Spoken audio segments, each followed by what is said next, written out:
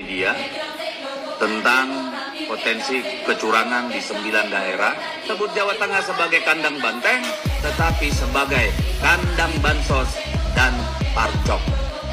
Lalu di mana kandang banteng? Di Solo. Kenapa?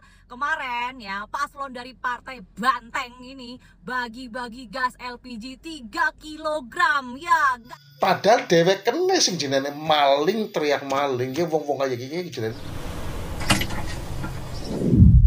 Assalamualaikum warahmatullahi wabarakatuh. Kembali lagi di channel saya Sukron TV. Apa kabar semuanya? Semoga semua dalam keadaan sehat dan dimudahkan rezekinya. Amin. Bagi yang baru bergabung, silahkan di-subscribe dulu channel ini dan ditekan tombol loncengnya. Dan pada video kali ini, kita akan mereaction masih dengan kekalahan Banteng di banyak daerah di Indonesia. Nah, baru-baru ini, ya, dari pihak mereka, ini melakukan seperti jumpa pers ya, dan mengemukakan pendapat-pendapat mereka yang jelas. Seperti biasa, berkuar-kuar, menuduh kecurangan pihak yang menang. Bahkan si Deddy Sitorus ini ya, dia itu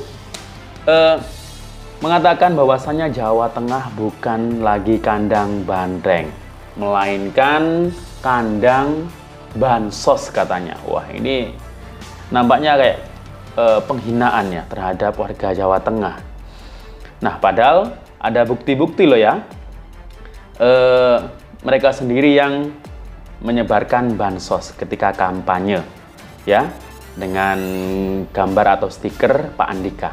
Nah, langsung saja kita simak video-videonya.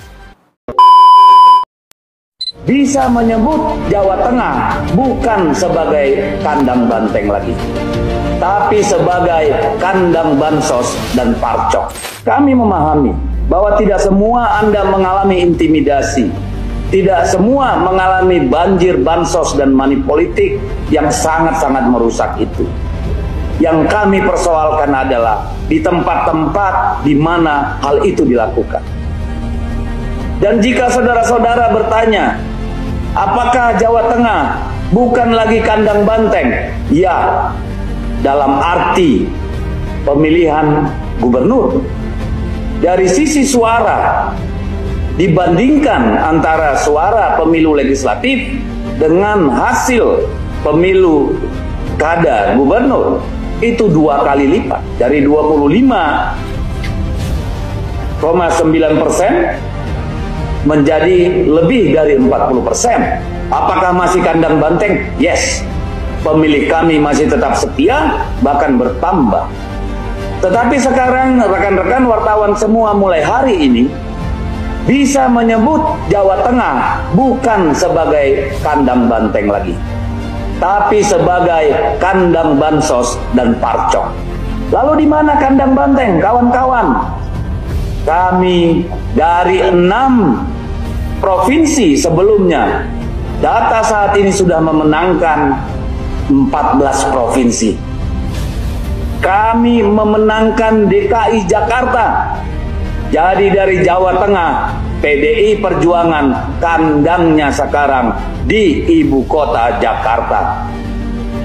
DKI Jakarta memenangkan pemilu provinsi, legislatif, ketua DPRD, dan kemarin gubernur dan wakil gubernur. Kami menyampaikan ini bukan karena kami ngambek kalah. Tidak. Dari berbagai sisi, secara kualitas dan kuantitas PDI Perjuangan menang dalam pemilu kada 29. Media tentang potensi kecurangan di 9 daerah, sebut Jawa Tengah sebagai kandang banteng, tetapi sebagai kandang bansos dan parcok. Lalu di mana kandang banteng?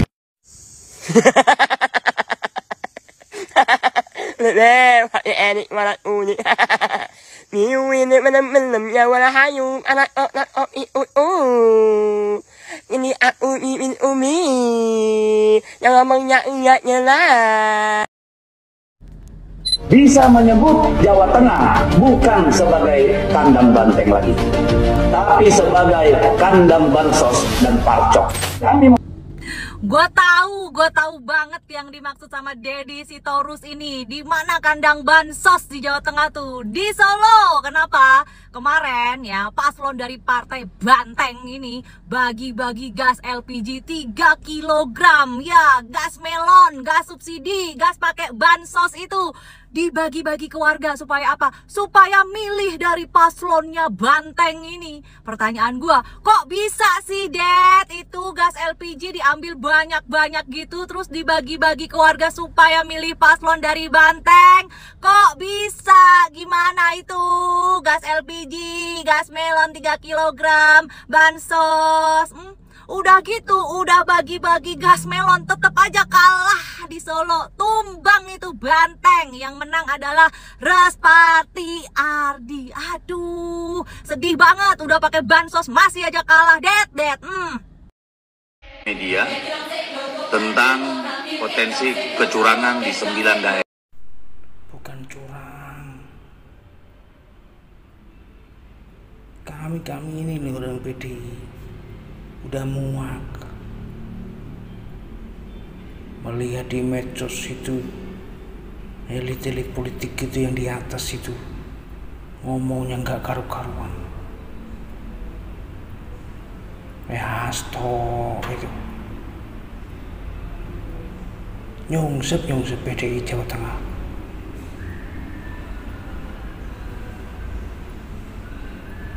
Makanya kalau ngomong pada dijaga, menghujat,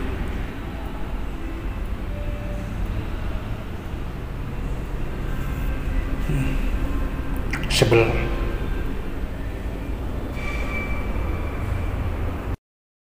Media tentang potensi kecurangan di 9 daerah. Ya wong-wong sing kaya gege sing marah kena pamore partai PDI wis ora beribawa tumbang nang dinti. Ya wong-wong kaya gege Hasto ini lagi pemilihan presiden, seandainya Hasto dan kawan-kawan orang selalu menghina keluarga Pak Jokowi, mungkin orang separah kia. Mestinya sing marah kena Ganjar sampai cuman oleh 16% sing bertanggung jawab penuh ya wong kayak kia. Kecurangan di mana-mana, bansos di mana-mana. Padahal dewek kene sing jenenge maling, teriak maling ya wong kayak gini jenenge aslinya penjahat tapi ngomong liane penjahat. Wong siki Banteng ya, Banteng karo kotak kosong ya kalah. Banteng ya sing marah kena ribawane turun anjlok ya ki wong kaya ki mestine wong kaya ki sing bertanggung jawab penuh. Anane kurman fitnah. Luar biasa wong ki. Media tentang potensi kecurangan di 9 daerah. Udah biarin aja dia mau ngomong apa kek, mau dibilang kandang bansos kek, yang penting Red Bull kalah di Jawa Tengah. Itu kalah, udah kalah ngejelekin, udah kalah ngehina. Ya itulah cocotnya.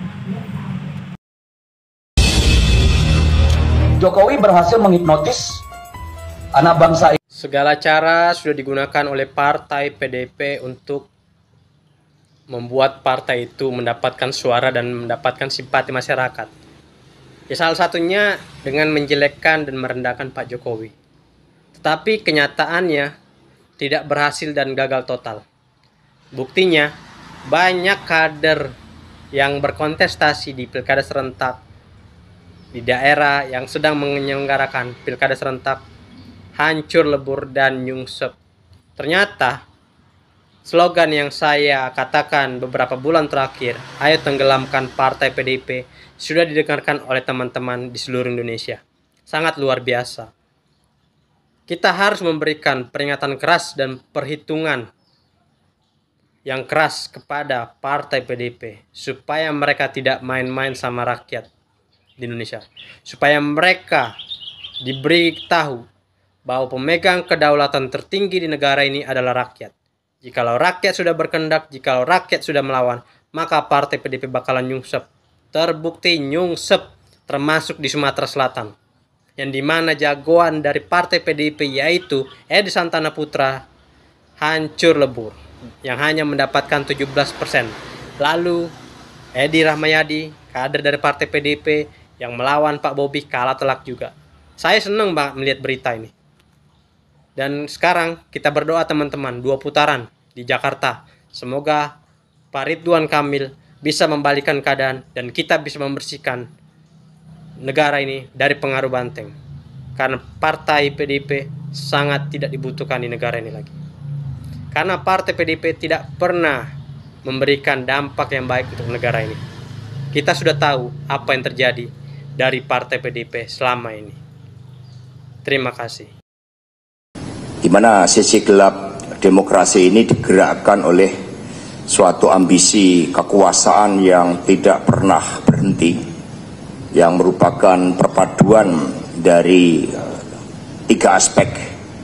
Pertama adalah ambisi Jokowi sendiri, kemudian yang kedua adalah gerakan Parcok, Partai Coklat, dan yang ketiga PJ Kepala Daerah. Hasto, ya salah satu kader tercinta atau kader emasnya Bu Mega nih ya. Dia kemarin menyampaikan, sebenarnya lebih menyampaikan rasa kekesalan, kegelisahan ya, rasa kecewanya di saat kandang banteng ini ambruk, apalagi di Jawa Tengah dan juga di Jawa Timur.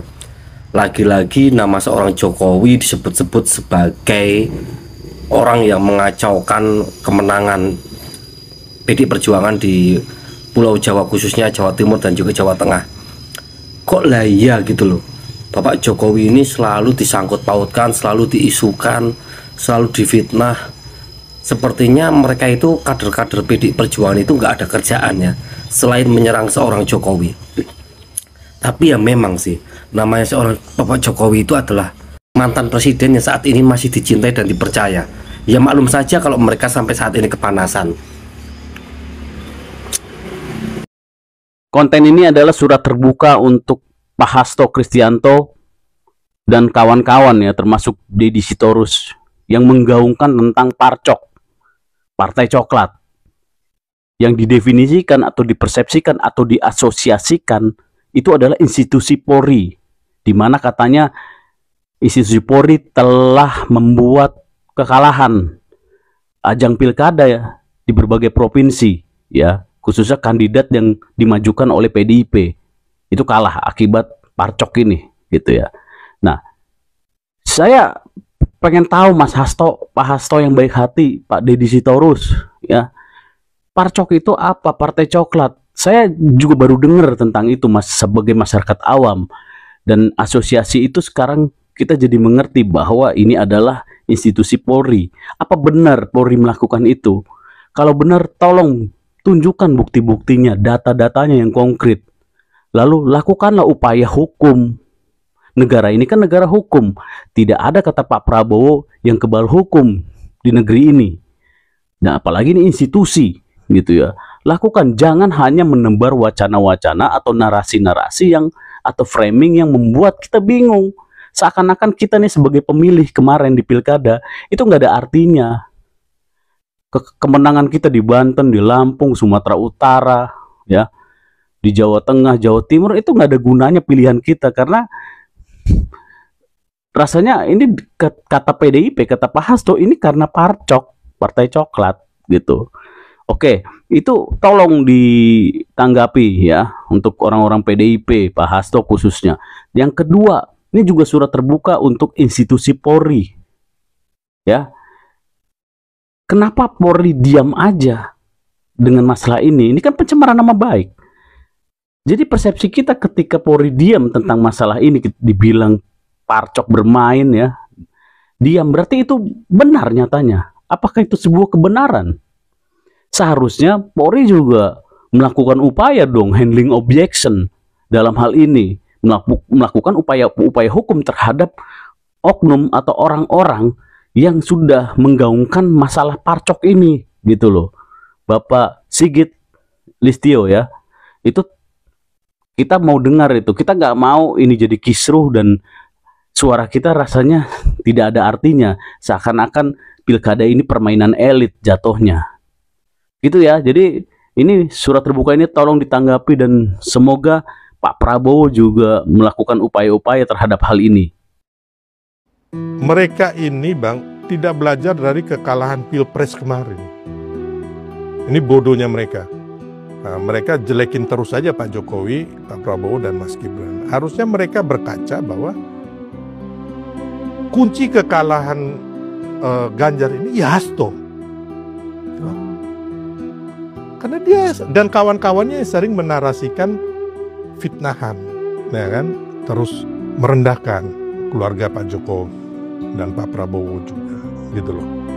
Ini kunci kekalahannya di orang-orang kayak Hasto ini. Dia yang meng-create kekalahan Ganjar. Mungkin alat buktinya sudah cukup untuk Hasto dijadikan tersangka. Lebih kayak itu. Kalau menurut cerita Koni begitu. Ya, ya gini loh, bukan gini. Datanya bukan karena dia orang intelijen. Intelijen mana? Emang dia sehebat apa sih? Emang lu siapa gitu loh? Pengakuan Akbar Faisal ke Enggak, lu siapa ini orang Koni ini siapa gitu loh ya kan? Jangan sampai hanya ngaku-ngaku. Waktu dia cerita bahwa Pak Prabowo mau diracun, ya kan dia ngomong ke Bang Rosan itu bahwa sebagai orang intelijen dia nggak tahu itu apa sih gitu loh. Sebut Jawa Tengah sebagai kandang banteng, tetapi sebagai kandang bansos. Woi, warga Jawa Tengah, apa nggonamu kuwi kandang bansos? Winginane pas pilihan sing ora milih calon teko banteng apa oleh bansos kabeh? Kok kadre PDIP sak ketume lek ngomong kaya ngono jarine kandang bansos. Atine ora jeleput piye banteng. Lah kadre sak ketume lek ngomong kaya monconge banteng. Saiki bantenge sibuk menjelaskan kekalahan sing kandang bansos, sing partai satu musuh partai 37. Ora dirungokne guys, ngono kuwi guys. Ora usah digagas cocote congore banteng ngono kuwi. Prihatin dengan hasil pemilu Banten karena itu adalah anomali. Ya benar.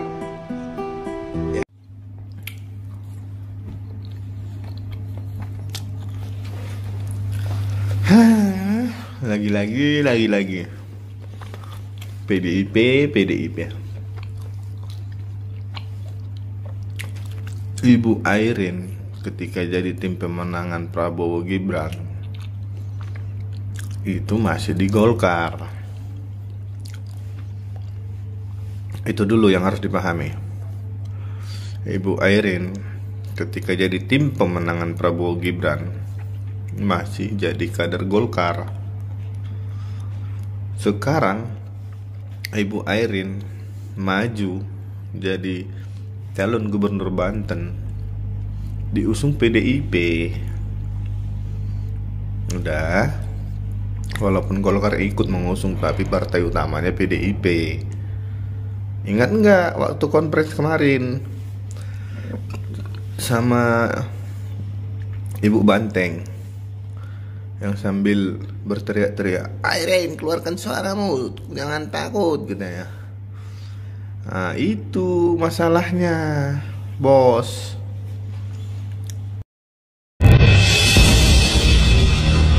Jokowi berhasil menghipnotis. Hai Bung, maaf video Anda saya skip ya. Saya dengar Anda mengatakan Pak Jokowi berhasil menghipnotis rakyat Indonesia. Bukan menghipnotis, Bung. Tapi Pak Jokowi bisa membawa bangsa ini terhormat dan beradab, Bung. Bukan menghipnotis. Damn, Lagi dan lagi, kemarin Sekjen PDIP, Pak Hasto. Kemarinnya lagi, Bu Megawati mengomentari tentang pilkada serentak 2024. Kali ini, imbas pilkada 2024, PDIP minta Polri kembali di bawah TNI atau Kemendagri. Kenapa Pak? Kalah ya kalah aja PDIP. Menurut Ketua DPP PDIP Deddy Sitorus kemarin mengungkapkan PDIP meminta agar Polri dikembalikan di bawah TNI atau Kemendagri. Hal ini menyusul hasil pilkada serentak 2024 di sejumlah wilayah di mana PDIP merasa kekalahan mereka di wilayah-wilayah tersebut disebabkan oleh pengerahan aparat kepolisian atau Partai Coklat. Kami sedang mendalami kemungkinan untuk mendorong kembali agar kepolisian kembali di bawah TNI. Ya, ungkap Ketua DPP PDIP Bang Deddy Sitorus. Ia berharap DPR RI nanti bisa bersama-sama menyetujui agar tugas polisi juga sebatas urusan lalu lintas, patroli menjaga kondisi perumahan, serta resersi untuk keperluan mengusut dan menuntaskan kasus-kasus kejahatan hingga pengadilan. Di luar itu saya kira tidak perlu lagi karena negara ini sudah banyak institusi yang bisa dipakai untuk menegakkan ini. Ia menyinggung bahwa Partai Coklat ini tidak terlepas dari Jokowisme yang dinilai masih mengintervensi proses elektoral pada pilkada serentak 2024 termasuk di Jawa Tengah. Bagaimana politik ala Jokowi ini bisa berjalan di dalam sistemnya, dia tentu membutuhkan instrumen. Apa instrumen yang dipakai dengan politik pemilu ala Jokowi ini? Tentu sesuatu yang sangat besar, berjalan kuat, punya kemauan untuk melakukan penggalangan dana, penggalangan kelompok-kelompok tertentu yang sudah menjadi pengetahuan publik. Sekarang kita mengenal Partai Coklat, ungkap Ketua DPP PDIP ini. Yang dimaksud Partai Coklat ini sudah barang tentu adalah oknum-oknum kepolisian. Cuma karena tidak hanya satu tempat, mungkin sebaiknya kita tidak menyebut oknum-oknum. Tapi ini sudah sesuatu yang bersifat dari komando. Bang Deddy sangat kecewa dengan hasil pilkada 2024 karena kita tahu PDIP tumbang di provinsi-provinsi besar. Imbas pilkada kekalahan ini, PDIP meminta Polri kembali di bawah TNI atau Kemendagri. Menurut kalian gimana guys?